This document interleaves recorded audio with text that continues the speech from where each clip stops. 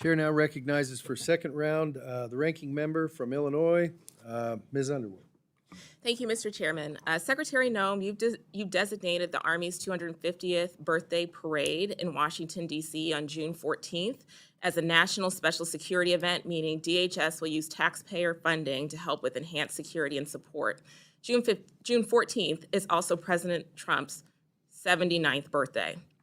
At the same time that this administration is canceling critical cybersecurity and disaster recovery funding under the guise of so-called waste and abuse, it's being publicly reported that this event will involve a full military presence crossing the Potomac from the Pentagon to Constitution Avenue.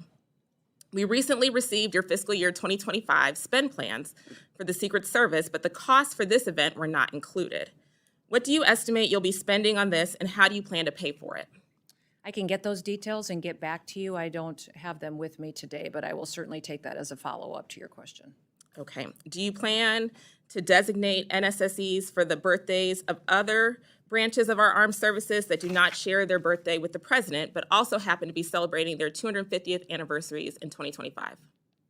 I will look and work with the administration and with the different departments and agencies to identify what would be appropriate for all of those, and we'll continue to keep you updated on that as well. Now I want to focus on CISA for a moment. America is under constant and growing threat from cyber criminals and foreign adversaries, as we're still seeing with Salt Typhoon. Last week you said we should, quote, just wait for the president's grand cyber plan. But you have not waited to erode the department's cyber defense capabilities by removing resources and personnel from CISA and other components. Meanwhile, bad actors are burrowing further into the critical infrastructure of this country. On what date can we expect to receive the president's cyber plan, and why are you moving forward now with workforce reductions and other changes to relevant DHS components without it?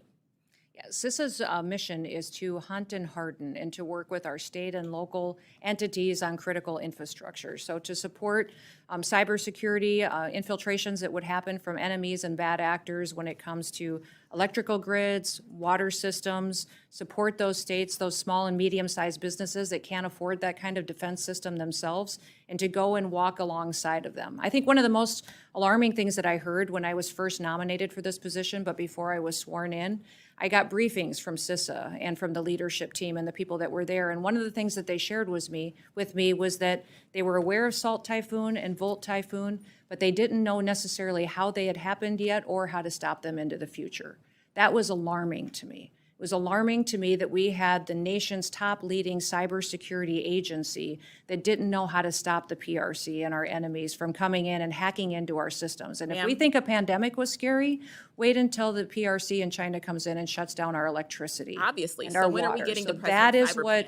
That is what CISA is focusing on, is making sure that we're approaching cybersecurity from the importance that it is. I had a direct question. Yes. Do you know when the president's cyber plan will be released? It will be coming out shortly, and that is the president's prerogative. Okay. I have been advising him on what that will look like. Despite the growing cyber threats, your budget cuts nearly $500 million. $500 million from the main agency charged with protecting our federal networks and so much more. So if you are so outraged by the threat of the PRC and our federal networks, why are you cutting $500 million? When you recently spoke at the RSA conference, you said that we needed to put CISA, quote, back on mission. But let's be clear, that mission is designated for you. We in the Congress told you in the department and CISA how to execute on that mission. And you all have been moving money away from CISA, and that does not help achieve that mission. Lastly, Secretary, as a nurse, I have always prioritized taking care of the health of our DHS workforce and giving them the tools that they need to do their jobs, not just physically, but mentally.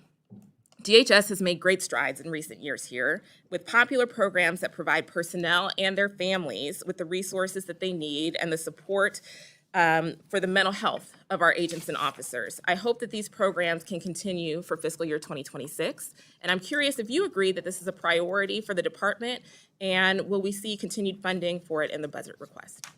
Absolutely, we will continue to focus on the priorities of the healthcare needs of all of our employees.